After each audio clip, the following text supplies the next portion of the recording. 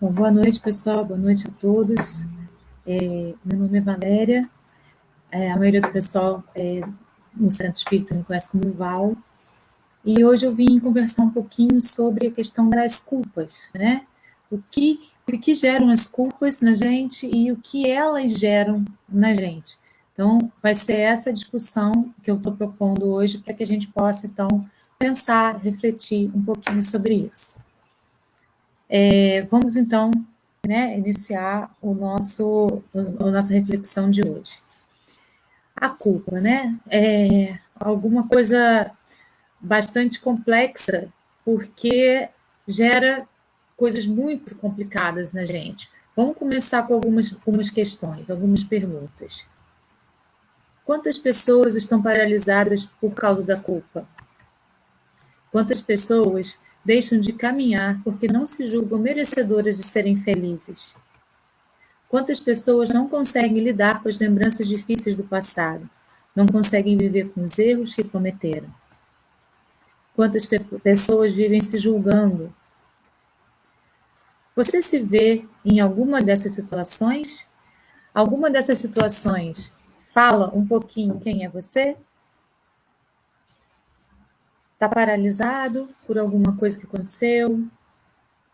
Deixou de caminhar? Você acha que você não é merecedor de tudo isso, das coisas que estão acontecendo, que os outros são mais merecedores que você porque você cometeu algum tipo de erro, não consegue lidar com algum tipo de lembrança, né? Tudo isso em alguma dessas questões a gente vai se achar. E a maioria dessas questões vão levar a esse sentimento que é a culpa.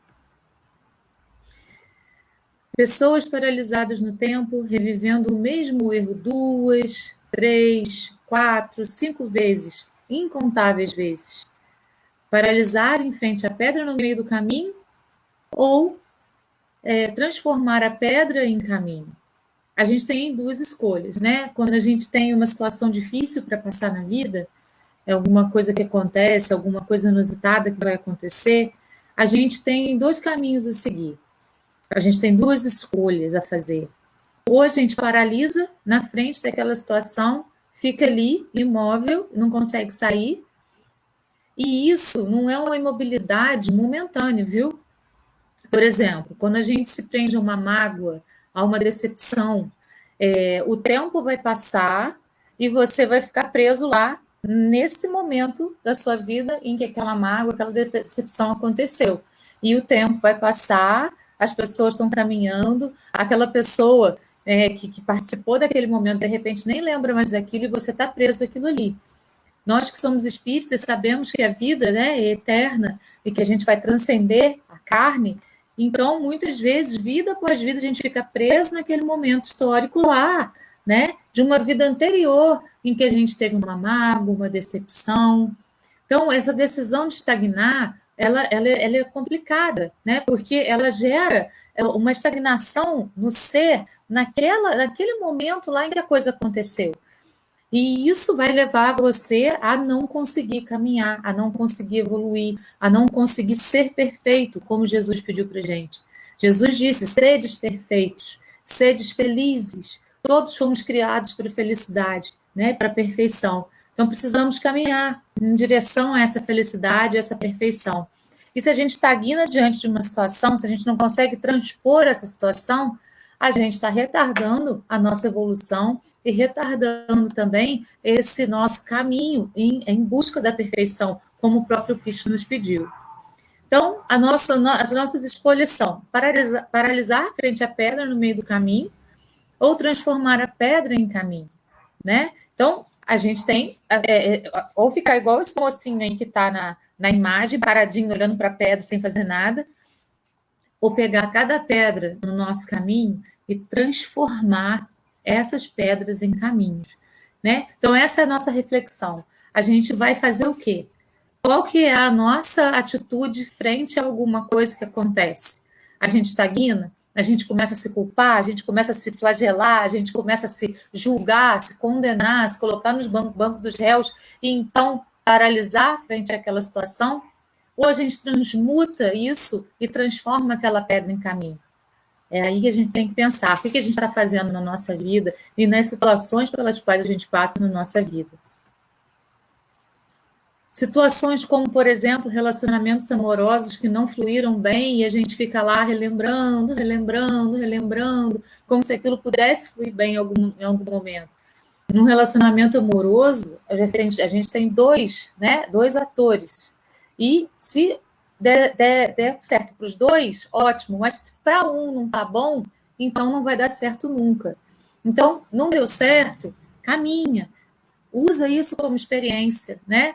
Transforma isso em caminho. Tudo que acontece na nossa vida é aprendizado. A gente está aqui para aprender. Né? Então, por cada momento que a gente passa, ao invés de extrair disso sofrimento, culpa, mágoa, qualquer tipo de sentimento desse que vem muito do ego, a gente pode transformar isso em aprendizado. Para que da próxima vez que aquilo aconteça, a gente já saiba como agir, como trabalhar isso dentro da gente, né? Então, assim, ficar relembrando relacionamentos amorosos que não fluíram bem é uma maneira de estagnar. Ou culpar-se pelas escolhas que levam à forma como os filhos se direcionam na vida, né? Então, assim, isso eu vejo muito, né? A gente se culpando e, nossa, meu filho não deu certo por causa disso, não deu certo por causa daquilo, não deu certo. E, o que eu fiz de errado para o meu filho não ter dado certo? Vamos lembrar, cada ser é único e irrepetível, né? Os espíritos são únicos e irrepetíveis. Cada ser é um ser. E quando a gente traz um serzinho para o mundo com a missão de ser pai ou mãe desse ser, ele vai crescendo e ele vai adquirindo as características dele mesmo, enquanto espírito. Então, nem tudo foi por conta de algo que nós fizemos, de certo ou de errado, para dar isso ou aquilo. Né? A maioria das coisas vem com o próprio espírito. O nosso trabalho enquanto pais é lapidar esse espírito o máximo que a gente conseguir para que ele possa fazer escolhas assertivas. Mas se no meio do caminho ele não fez essa escolha assertiva, se ele fez uma escolha que a gente acha que, poxa, nesse caminho vai ser muito mais doloroso, porque ele não seguiu por esse, ele tem esse direito. Nós já tivemos esse direito um dia também. A gente já fez as nossas próprias escolhas, né? Então é muito importante pensar nisso.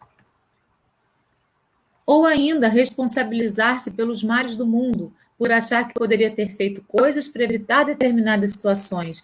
E isso é muito ego, né? A gente, quando tem o ego muito inflamado, a gente acha que a gente pode resolver todos os problemas do mundo a partir daquilo que a gente tem condições de fazer para modificar. Então, vamos voltar para dentro da gente mesmo e ter mais aceitação, ter mais resignação com as situações pelas quais a gente passa, né? Entender que tudo está dentro de um processo e que todos, assim como nós, temos direitos às escolhas também, né? Se nós temos o livre-arbítrio dado por Deus a nós, todos os seres que vivem na Terra também o têm. Então, eles também têm o direito de usar, mesmo que aquilo vá contra alguma coisa que eu gostaria. O livre-arbítrio do outro tem de ser também atendido, mesmo que aquilo machuque, mesmo que aquilo deixe dor. O importante é não deixar virar sofrimento, né? A dor é inevitável, o sofrimento é escolha. Então, a gente precisa trabalhar, né, com tudo, com todas as situações que acontecem, observando essas situações, né, para poder, então, ter a real dimensão dessa situação, para, então, tomar consciência e poder agir frente a essa situação. Mas sem achar que a gente podia evitar determinadas coisas que são inevitáveis. Todas essas situações, elas vão trazer para a gente um sentimento ruim, né? Porque, nossa, eu podia ter feito mais, nossa, eu podia ter isso, nossa, eu podia ter aquilo. Isso gera culpa, né? A culpa é um dos principais dramas psicológicos pelo qual a humanidade passa. Ela é uma das grandes provas que nós nos imputamos. Existem provas existenciais que nós atraímos, outras que nós criamos para nós mesmos. Por que nós nos imputamos a culpa? Porque nós achamos que temos que ser perfeitos, né? Então, assim, nós, quando nos sentimos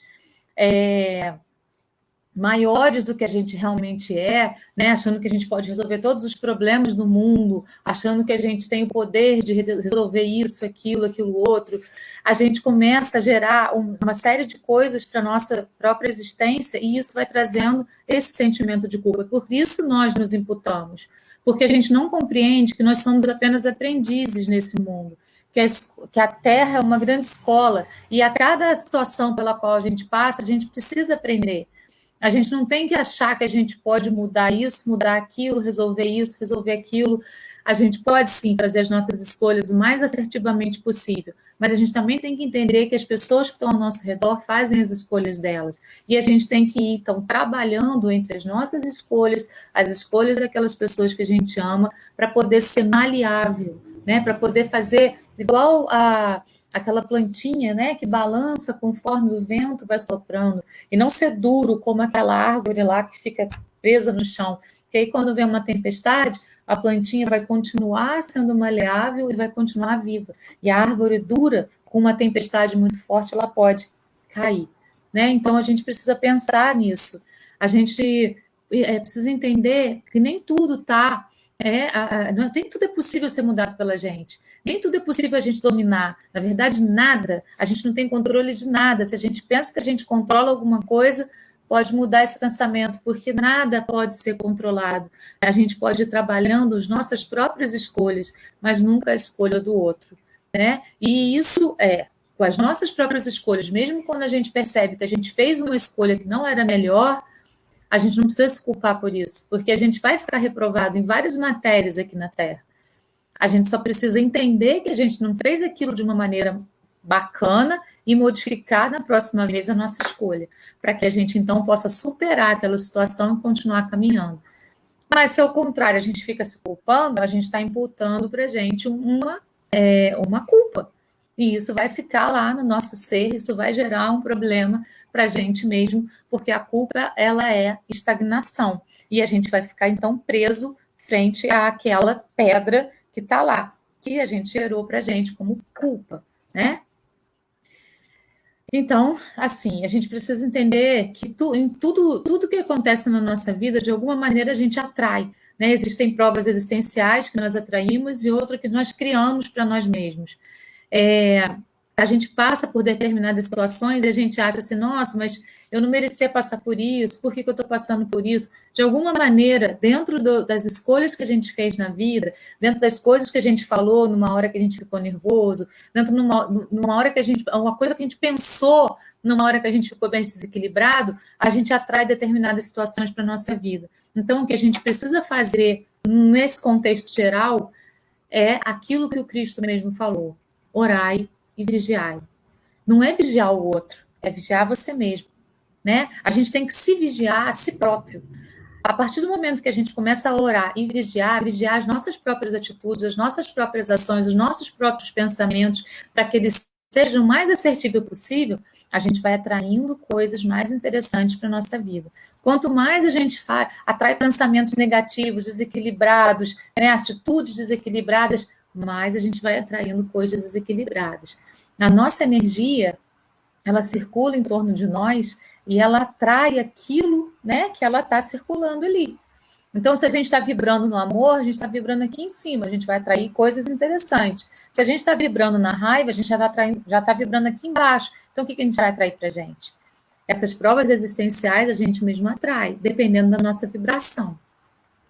E isso também vai gerar culpas na gente mais para frente. Por que eu escolhi isso, né? Por que eu fiz assim? Então, nada de se culpar, porque isso não vale a pena. Se sentir culpado é uma experiência inútil do ponto de vista psicológico, pois leva à criação da crença de não ser merecedor da felicidade ou de algo muito bom por ter feito algo ruim. Né? Então, quando a gente se culpa, a gente se flagela, se autoflagela, né? A gente vai se autoflagelando e vai criando crenças de que a gente não é merecedor, de que não é, aquilo não é pra gente, de que aquilo não é legal, porque eu não sou legal, eu não posso ter isso, porque eu não sou legal, eu não posso ter aquilo, enfim, isso vai gerando coisas físicas no nosso corpo, né? Vai gerando coisas, doenças físicas no nosso corpo. Aí inicia-se o auto-julgamento, que leva à condenação por escolhas e atitudes equivocadas. E então começa um processo doloroso de reviver a situação como um filme, que é rebobinado para voltar ao início, para ver e rever muitas vezes a própria atitude equivocada e se autopunir por isso. Né? Então, é muito desnecessário a gente trabalhar nessa sistemática, rebobinando uma fita para poder se autopunir o tempo inteiro.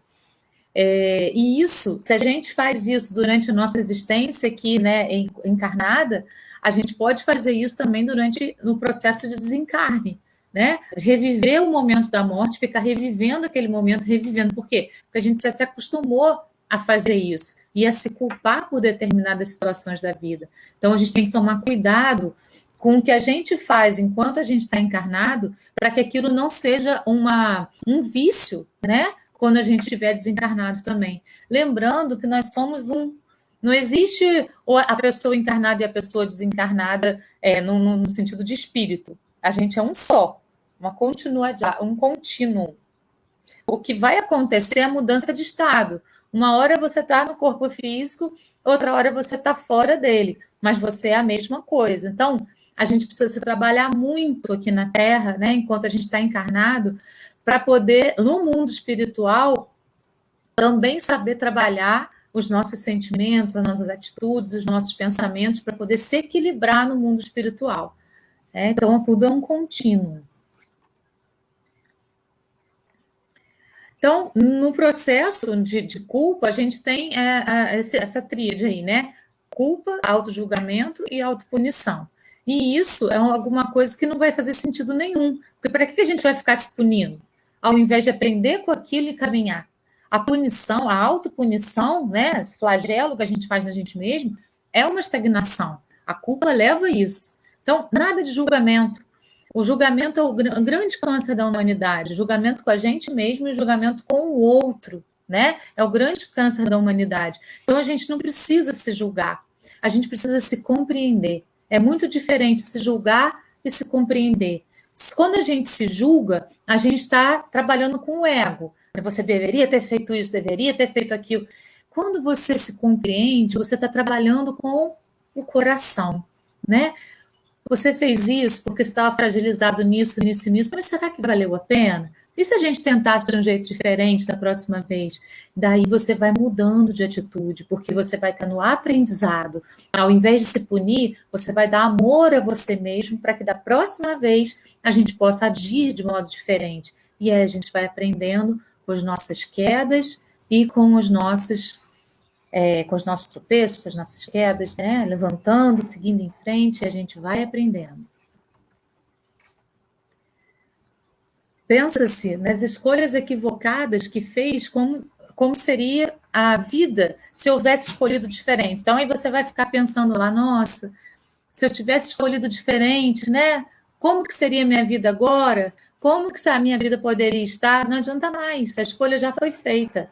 Agora a gente precisa pensar no daqui para frente, no hoje. Na verdade, a gente tem que pensar no hoje. Como eu posso agir hoje para que o meu plantio hoje traga, né, uma colheita mais interessante amanhã? O que eu plantei ontem me trouxe isso aqui. Não foi legal. Então, eu quero mudar a maneira de plantar. Ótimo, vamos mudar. E aí a gente persevera, e aí a gente avança.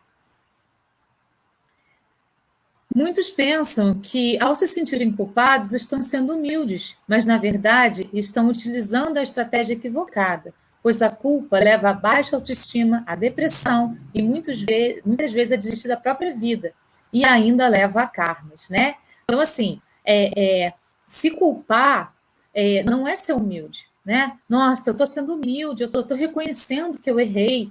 Ótimo, até aí sim. Mas a partir do momento que você se autoflagela e se culpa e se julga, aí já está errado, né? A gente precisa aprender com aquele erro. É sempre nessa perspectiva. E a culpa, ela também leva a karmas. Como assim? Se eu me culpo por alguma coisa, eu quero me punir por aquela coisa. Essa punição, ela pode ser, né, imputada nessa vida, mas ela pode transpassar para outras vidas. Ah, não, eu fui muito mulherengo nessa vida, tratei muito mal as mulheres, isso me traz uma culpa enorme. Na próxima vida, eu vou ser padre, ou então não vou me casar com ninguém, ou então eu não vou querer ter relacionamento nenhum, vou me tornar uma pessoa reclusa ou assexuada, porque eu fui muito mal com as mulheres. Você não vai aprender a lidar com as mulheres, né? Então você vai passar uma encarnação sem aprender a lidar com as mulheres. Existem outras maneiras mais interessantes de ser um padre, de ser um monge budista, no momento que a gente está efetivamente preparado, que o espírito é efetivamente preparado para aquela missão, é perfeito, né? Você ter o celibato, você fazer aquilo, mas tem que estar preparado. O espírito ele precisa não ter mais a necessidade de estar com alguém para poder compartilhar as coisas. Mas por culpa não vale a pena. A mesma coisa com relação, sei lá, qualquer outra coisa, relação ao dinheiro, por exemplo, né? Eu usei muito mal o dinheiro, agora eu também quero vir muito pobre para poder saber o que é privação. Tá, mas se você tivesse dinheiro e soubesse usar esse dinheiro com sabedoria, você poderia ajudar muitas pessoas que são pobres, né, dar muito emprego para muitas pessoas e utilizar de uma maneira mais assertiva esse dinheiro. Então, assim, as culpas elas vão gerar karmas na nossa vida mais para frente, né? Pode ser na própria vida em que a gente está, ou pode ser numa vida futura. E esses karmas, então, são gerados por nós mesmos. Muitas vezes a gente pensa assim, que é a espiritualidade, né, que faz aquela listinha de karma pelo qual você tem que passar e tal, e não, somos nós mesmos, né? Principalmente os seres mais conscientes, eles já têm um pouquinho de discernimento para fazer algumas escolhas. A espiritualidade só fala para a gente assim, olha só, isso aqui está um pouquinho demais, vamos diminuir isso aqui um pouquinho, porque lá, encarnado, é diferente, você não vai dar conta disso tudo. Então, muitas vezes, eles suavizam quando a gente quer ser muito severo com a gente mesmo, né? Então, tomar bastante cuidado, né, com as escolhas que a gente está fazendo, com as culpas que a gente está carregando, porque ela pode transpassar dessa vida para a erraticidade e para uma vida futura ainda que a gente tenha. O mais interessante é a gente ter realmente o aprendizado com cada situação, para que a gente possa, então, num próximo momento, poder passar por essa prova, por essa situação de uma maneira mais leve, né? Sempre lembrando que o que é leve é a nossa verdade, o que é pesado é a nossa mentira. Então, sempre a gente pode fazer esse questionamento. Está leve ou está pesado? Se está pesado, é porque é a nossa mentira. Então, a gente precisa ficar um pouquinho mais leve. A culpa bloqueia em nós a capacidade de renovação, que é justamente o que nos faz andar para frente. O arrependimento, a consciência de que a nossa escolha não foi a mais assertiva, isso sim faz com que acessemos o estado de humildade e possibilita a capacidade de renovação. Eu só quero esclarecer o sentido dessa palavra arrependimento, porque muitas vezes ela é um pouquinho essa palavra é um pouquinho deturpada por algumas religiões, né? Por alguns aprendizados que a gente vem tendo aí, né, há milênios. Então, assim, arrependimento é uma palavra de origem grega que significa conversão, tanto espiritual como intelectual, mudança de direção e mudança de mente, mudança de atitudes, temperamentos, caráter, trabalho, geralmente conotando uma evolução, tomada de consciência sobre o que foi feito de errado e sobre o que deve ser corrigido. Então, assim, o arrependimento não é você ficar lá, né, se flagelando, ficar se sentindo menor, ficar se sentindo o pior das criaturas. Não. É o contrário, é tomada de consciência, é mudança de atitude. Quando a gente percebe que a gente cometeu uma falha, a gente pode modificar isso na nossa vida, né? De uma maneira ou de outra, a gente pode modificar. E aí a gente tem a tomada de consciência. Essa sim, a tomada de consciência é a escolha mais assertiva. Essa vai trazer para a gente a humildade verdadeira, né? A humildade de dizer assim, tá, eu errei, mas eu quero me modificar. Eu não preciso ficar me culpando, me flagelando, me condenando, nada disso. Eu preciso me renovar. E essa capacidade de renovação ela tem que ser muito forte na gente, né? Para que a gente possa, então, transformar as pedras em caminho e não ficar estagnado frente à pedra. Aí estaremos prontos para buscar o caminho da reparação. E aí, segundo o livro de Allan Kardec, O Céu e o Inferno, ele fala que quando já existe condições de reparar o que foi feito de errado ou mal perante os prejudicados, serve como resgate de débitos, é uma chance de se provar o progresso real e moral. Isso é a reparação lá no céu e inferno, né? É o momento em que você toma consciência, você se arrepende daquele modo, nesse sentido de arrepender, de tomar consciência das coisas, e a partir disso você está pronto para a reparação, certo? Que é essa mudança mesmo de atitude, mudança em todos os sentidos. Quando a gente se modifica, tudo ao nosso redor se modifica. Lembra da energia que a gente falou no início? Né? Se a nossa energia é uma energia de reparação, de renovação, a gente vai estar vibrando no amor. E aí a gente vai atrair amor. Mesmo que a gente tenha feito uma coisa bem radicalmente, no nosso ponto de vista, equivocada. Se a gente muda de atitude, se a gente repara isso, a gente transforma toda a energia ao nosso redor e a gente está preparado para essa reparação, portanto. A culpa nos faz ficar batendo na mesma tecla do equívoco e, sem mesmo perceber, deixamos a vida e as coisas boas dela passar. Então, assim, a culpa é aquele voltar, né? Aquela câmerazinha que você rebobina a fita, volta lá, rebobina a fita, volta lá, você vai ficar tocando na mesma tecla, na mesma tecla. E isso não vai fazer com que as coisas aconteçam de uma maneira assertiva. Mas afinal, né, de onde vem a culpa? A culpa, ela vem muitas vezes dos nossos pensamentos gerados por crenças ou pontos de vista fixos que assumimos como verdade. Muitas vezes a gente assume como verdade as coisas, mas as coisas não são verdades absolutas. O nosso ponto de vista, a nossa crença é que leva a gente a acreditar que aquilo é uma verdade absoluta, né? E isso vai gerando aí a culpa, os nossos pensamentos, né? Esses pensamentos, de onde eles vêm? Os pensamentos, eles vêm do nosso corpo mental e pode ser originado pelas crenças negativas que assumimos, pensamentos automáticos que a gente vai repetindo durante várias encarnações, durante essa mesma encarnação, ou por obsessões, né? Também é possível que aconteça isso. Então, vamos ver aqui, de acordo com o André Luiz, como que é essa divisão dos nossos corpos para a gente ver de onde vêm os pensamentos.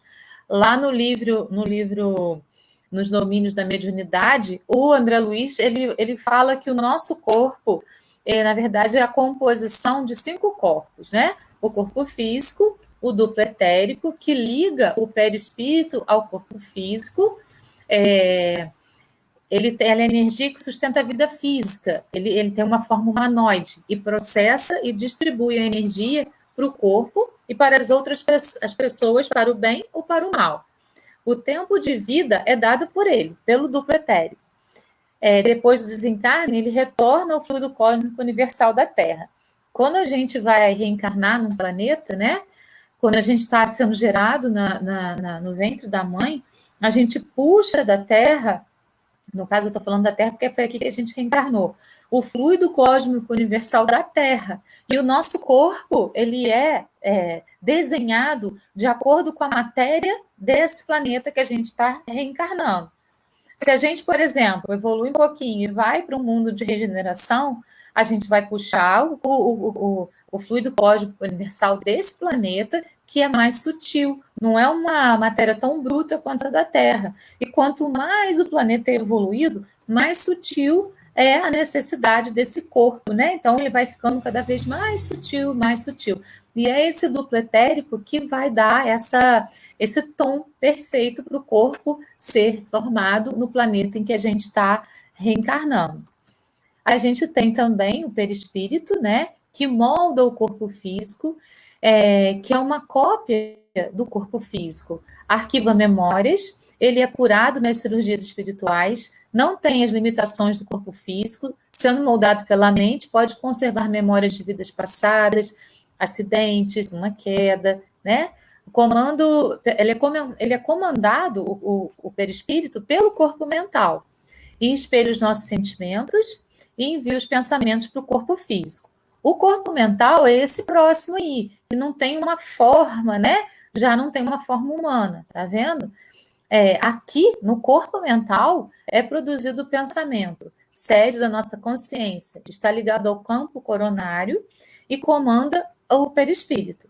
E aí, depois é que vem, então, o espírito, né? Então, assim, entre o corpo físico e o espírito, a gente tem ali 3 corpos, né? Que vão fazendo com que a gente possa, então, trabalhar dentro daquilo que é possível para a gente ainda, dentro do nosso campo evolutivo.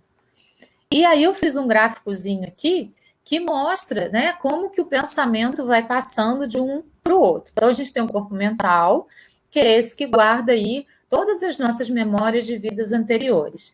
Ele envia, através do chakra coronário e do chakra frontal, que é o chakra daqui do topo da cabeça, e o chakra que a gente tem aqui no terceiro olho, né? Ele vai enviar os pensamentos. Então, eles se interligam lá naquilo que a gente chama de glândula pineal, lá no centro da cabeça, é feita a ligação entre esses 2 chakras. E aí é enviado para o nosso corpo físico o pensamento, através do chakra frontal, certo? E aí o pensamento vai passar para o nosso cérebro, e nesse momento de passagem podem acontecer as obsessões, né? A gente pode ter influências de espíritos amigos e influências de espíritos que não são tão amigos assim, de espíritos zombeteiros, de espíritos inimigos, de espíritos que estão no mesmo campo vibratório que a gente. É importante lembrar que a obsessão ela só ocorre porque nós permitimos, ok? Então, isso é muito importante lembrar. Porque se a gente estiver num campo vibratório lá embaixo, a obsessão vai vir, porque a gente está vibrando aqui embaixo. Vamos vibrar na raiva. Que espírito que a gente está atraindo? Espíritos de pessoas com raiva. Se a gente vibra aqui em cima, a gente está atraindo espíritos mais iluminados. Então, a gente só é obsediado quando a gente permite, por conta da nossa vibração energética. Isso é muito importante a gente saber, porque senão parece que os obsessores são os grandes vilões da história. Mas não, nós compactuamos com eles e dividimos essa responsabilidade com eles, tá? Então, olha só, vamos trocar a palavra culpa por responsabilidade. É muito diferente, né? Se a gente se culpa, a gente atrai todos aqueles sentimentos negativos que a gente viu.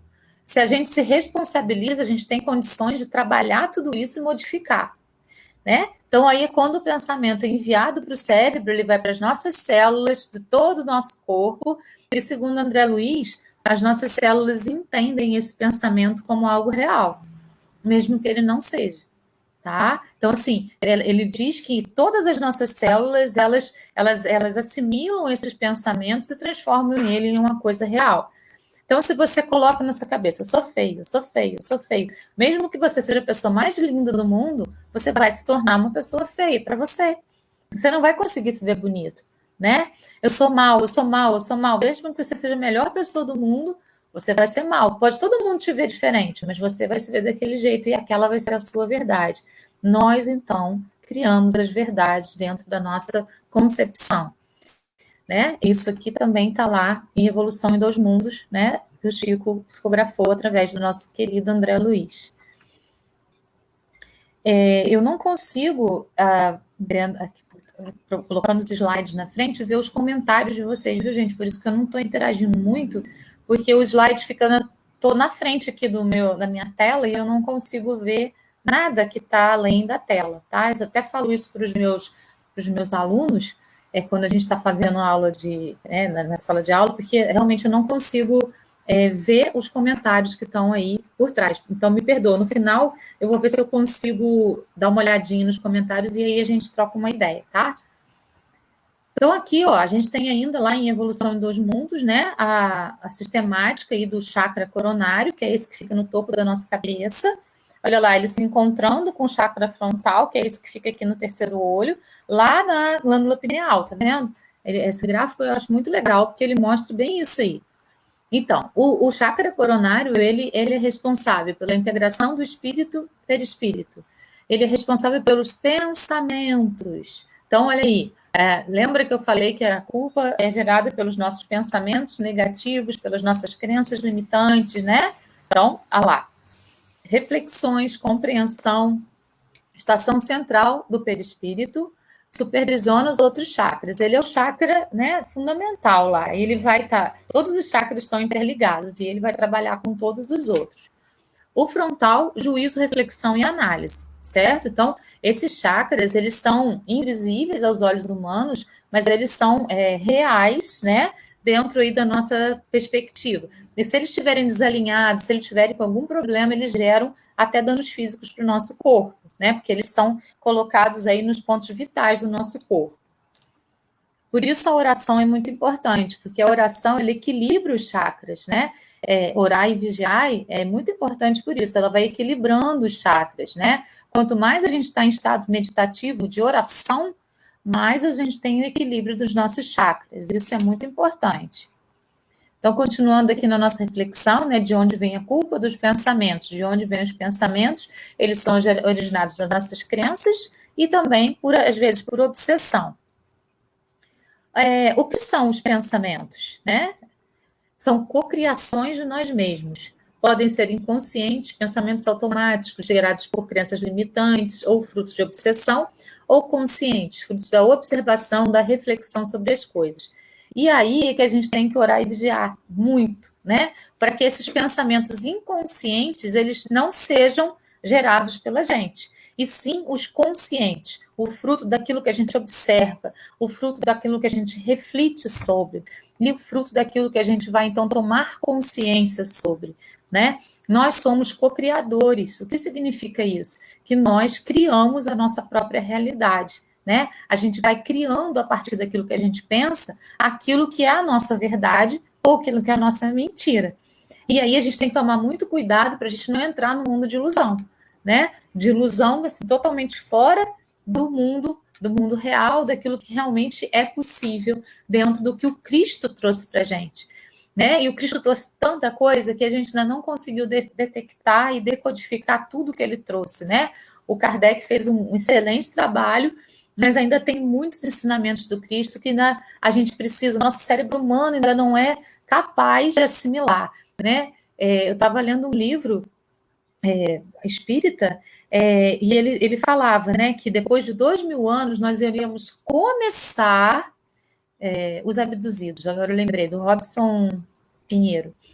Depois de 2000 anos a gente ia começar a ter uma pequena compreensão dos ensinamentos do Cristo, uma pequena compreensão, né?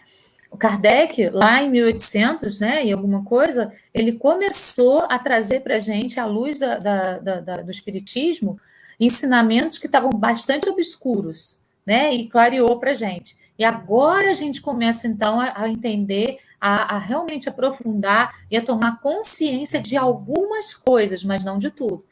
Vamos lembrar, né, lá no Evangelho segundo o Espiritismo, ele fala, primeiro nós éramos instintos, depois sensações, depois sentimentos. Nós estamos no meio do caminho disso aí, né? Nós ainda somos sensações. A gente ainda não conhece totalmente os sentimentos, então a gente não tem condições de saber verdadeiramente o que é um sentimento total, né? Então, falando sobre essa questão da transferência de pensamento e da sintonia, né? A gente tem aí, com pessoas encarnadas e desencarnadas, a sintonia de pensamentos. Sempre que pensamos em alguém, sintonizamos com essa pessoa, emitimos automaticamente para ela uma parte de nossas energias positivas ou negativas. E assim as pessoas conosco. Às vezes a gente está, né? A gente conhece uma pessoa que mora lá no exterior, de repente a gente pensa naquela pessoa. A pessoa, de repente, liga para você, nossa, eu estava pensando em você. Então, o pensamento chegou antes da ligação, porque a sintonia, ela se realizou. Isso acontece, né, gente? Todo mundo já teve esse tipo de experiência. Isso acontece com pessoas encarnadas e acontece também com pessoas desencarnadas, né? E é assim que a gente se sintoniza, ó. A influência do pensamento dos encarnados e desencarnados. Quanto mais longa é a onda, né, mais pensamentos são harmoniosos. Quanto mais curta a onda, mais são os pensamentos desequilibrados, certo? Então, quando a gente está em oração, a gente está em meditação, as ondas são longas. E a gente vai entrar em sintonia com os espíritos mais elevados. Por isso a oração e a meditação são tão importantes. Quando a gente está acelerado, o pensamento acelerado, a frequência fica curta. E aí a gente tem mais probabilidade de sintonizar com os espíritos menos equilibrados. E se a gente pensar nos grandes seres que já habitaram a Terra, né? O Gandhi, o Buda, a Madre Teresa de Calcutá, Jesus, né? Eles tinham sempre pensamentos equilibrados e eles estavam sempre calmos. Os pensamentos não eram acelerados, eles eram calmos, ondas longas, né? A gente pensa que a gente tem que acelerar na vida para poder dar conta de tudo. Agora eu vou ler um texto para vocês sobre o que é consciência, segundo o Osho, que é um sábio que eu admiro bastante. Ele fala assim: a consciência traz uma qualidade diferente à sua vida. Com a consciência, as coisas começam a mudar intensamente. E não porque você as muda. Absolutamente não. A pessoa consciente não muda nada. E a pessoa inconsciente tenta continuamente mudar tudo, mas nunca é bem-sucedida em mudar alguma coisa. A pessoa consciente simplesmente descobre mudanças acontecendo, muitas mudanças acontecendo. E a consciência que traz mudanças não é o seu esforço. Por isso, acontece através da consciência. Por que isso acontece através da consciência? Porque a consciência muda você. E quando você é diferente, o mundo inteiro é diferente. Não se trata de criar um mundo diferente, mas apenas de criar um você diferente. Você é o seu mundo. Assim, se você muda, o mundo muda. Se você não muda, pode ficar mudando o mundo inteiro, mas nada muda. Estar consciente é a chave mestra que abre todas as portas da vida. Então, gente, é isso, né? Quando a gente está consciente, a gente não tenta ficar mudando nada.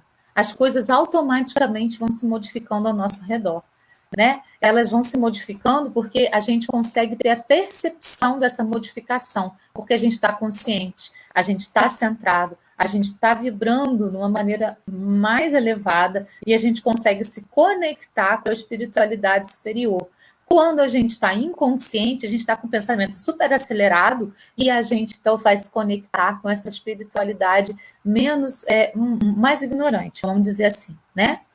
Se tomarmos consciência do problema que causamos com a nossa escolha, podemos agir de modo à sua reparação. É sempre nessa perspectiva que a gente precisa trabalhar e nunca na perspectiva da culpa, né? Sempre na perspectiva da tomada de consciência para poder trabalhar a reparação. E nunca na perspectiva da culpa, porque ela causa vitimização e a vitimização vai fazer você se sentir menor, vai fazer você se sentir depressivo, culpado, vai se julgar, vai se condenar, vai se autoflagelar. São sentimentos que não servem para nada, né? A gente tem que assumir a responsabilidade dos nossos atos. Responsabilidade. Quando a gente assume a responsabilidade, a gente toma consciência, a gente repara e a gente está trabalhando a reforma íntima, que é o mais importante, né? No meu ponto de vista, a reforma íntima. Mesmo que o tempo tenha passado, mesmo que a pessoa prejudicada tenha ido embora para longe ou tenha desencarnado, ou mesmo que a pessoa não queira mais conversar conosco, não importa nada disso, né? A renovação significa que podemos sempre, todos os dias, despertar em nós a luz divina, a centelha crística divina, que habita em nós no reino de Deus, que está no nosso eu mais profundo, independentemente de nossas atitudes no passado. Muitas pessoas buscam o reino de Deus, né, fora, né, como um grande paraíso, mas o reino de Deus está aqui, no nosso eu mais profundo. Todos os ensinamentos do Cristo a gente pode buscar dentro do nosso eu mais profundo, né? Falando com o nosso eu superior, a gente vai encontrar a nossa verdadeira verdade, que pode não ser a verdade das outras pessoas, mas é aquela verdade que eu estou preparado para ter nesse momento, né? Daqui a 2 dias, daqui a 1 ano, eu posso estar totalmente diferente daquilo, graças a Deus, sim, né? É importante que a gente seja metamorfose o tempo todo na nossa vida. É importante que a gente seja apto a se reprogramar, a se renovar, a se transformar, né? A ser um novo ser a cada dia. É muito importante que isso aconteça. É muito importante que a gente se permita ser novo, de novo, todo dia, se reinventando e aprendendo com tudo que acontece na nossa vida. O Criador, por nos conceder conhecer profundamente, nos dá essa oportunidade de renovação, quando permite que todos os dias nós acordemos. Ao abrirmos os olhos, renascemos para um novo dia e temos a oportunidade de começar tudo de novo, de um jeito novo, com novos óculos, né? Tendo visão nova, renovando a maneira e as perspectivas do olhar, transformando a pedra em caminho, né? Então, quando a gente está com aquele óculos velhinho, eu gosto muito da metáfora dos óculos, né? Todo embaçadinho, todo arranhadinho, e a gente tira aqueles óculos e põe um óculos com a lente nova. A gente vê o mundo com mais brilho, numa perspectiva diferente, né? Quem sabe a gente pode agora tirar esses óculos velhos aí que estão embaçados, que estão todos arranhadinhos, né? E a gente pode colocar um óculos cristalino, novo, para ver o mundo através de uma nova perspectiva e se renovar ao invés de se culpar. Por isso, para honrar essa oportunidade divina de renovação, sigamos em frente, sem nos colocarmos em tribunais interiores, nos martirizando por coisas e nos imputando culpas. O auto-julgamento não nos serve,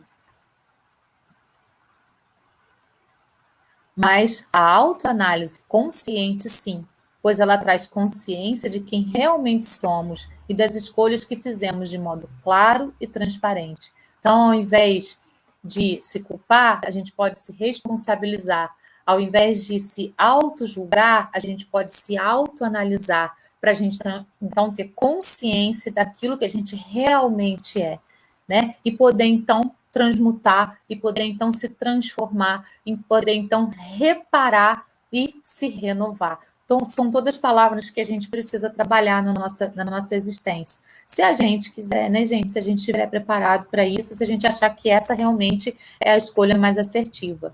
Podemos, a partir de então, escolher novas rotas para a nossa trajetória terrena e dar passos em direção à nossa evolução.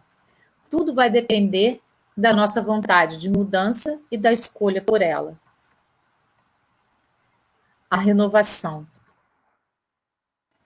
Lá no livro Céu e Inferno, Allan Kardec fala que o céu e o inferno não são lugares físicos, mas estados de espírito, estados de alma, né? Nós mesmos fazemos o nosso céu ou o nosso inferno, já encarnados, segundo o livro Céu e Inferno. A culpa, ao contrário do que aprendemos, não nos aproxima de Deus. O sofrimento gerado por ela ou por outras situações também não. Inferiorizar-se, não se sentir merecedor, isso não nos aproxima de Deus.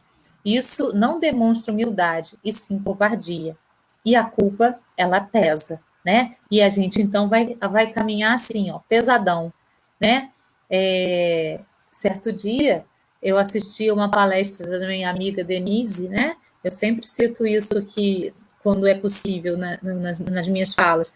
E ela dizia que nós reencarnamos de acordo com o nosso peso perispiritual, né? Quanto mais pesado o nosso perispírito, mais a gente encarna num planeta mais materializado, né? Porque é pesado. Quanto mais leve o nosso perispírito, mais etéreo a gente precisa do nosso corpo físico. Então, a gente vai reencarnar num planeta mais leve. Então, por que será que a gente está reencarnando na Terra? Quais são os pesos desnecessários que a gente está carregando? Quais são os pesos, principalmente de culpas, que a gente está carregando e que não são necessários? Vamos pensar sobre isso, né? Kardec falava: os homens semeiam na terra o que colherão na vida espiritual, o fruto da sua coragem ou da sua fraqueza. Então, sobre a coragem, Coragem significa enfrentar o desconhecido, apesar de todos os medos. Coragem não significa destemor. O destemor acontece se você continua sendo cada vez mais corajoso. Essa é a experiência da suprema coragem, o destemor. Essa é a fragrância do que acontece quando a coragem tornou-se absoluta. Mas, a princípio, não existe muita diferença entre a pessoa covarde e a corajosa. A única diferença é que o covarde dá ouvidos a seus medos e os segue, e o corajoso os deixa de lado e segue adiante. A pessoa de coragem enfrenta o desconhecido apesar de todos os medos. Por isso, qual é a nossa escolha? Ser vítima da vida ou ser protagonista dela? Né? A gente precisa escolher. A gente vai se vitimizar, a gente vai se esconder atrás das culpas, ou a gente vai ser protagonista da nossa existência? O que faz a diferença não é o sofrimento, nem a autopunição, é a renovação. A renovação a cada instante da nossa existência. O que faz a diferença não é nos culparmos por isso ou por aquilo, mas sim nos renovarmos e buscarmos o melhor de nós para agir de modo mais assertivo da próxima vez, na próxima prova. É ao invés de levar escuridão, levar luz, né? Levar luz onde antes semeávamos a escuridão. Levando esclarecimento, harmonia, onde antes semeávamos a desarmonia. Levando amor para onde antes semeávamos o desamor. O convite, então, é libertar-se das sensações de culpa. Seja lá o que tenha feito, liberte-se, permita-se. Permita-se ser feliz, seguir adiante, aprendendo as lições que as provas trouxeram e renove-se. Então, esse aí é o nosso convite, né? Para que a gente possa, então, se modificar, sem que as culpas possam, então, ficar trabalhando, né, na nossa existência como algo que seja pesado, como algo que nos limite, como algo que faça com que a nossa existência fique estagnada diante de uma pedra. O mais interessante é pegar essa pedra e transformá-la em caminho, com o aprendizado no dia a dia, cada situação pela qual a gente passa. Eu vou dar uma olhadinha aqui nas mensagens de vocês, aqui no celular, né? Para ver se vocês têm algum questionamento, se vocês tiverem alguma coisa para falar também, para acrescentar. É muito importante que vocês o façam.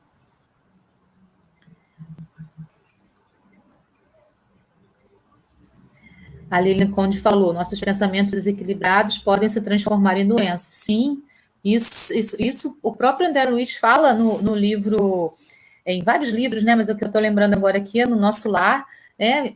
As pessoas o chamando de suicida lá no umbral, né?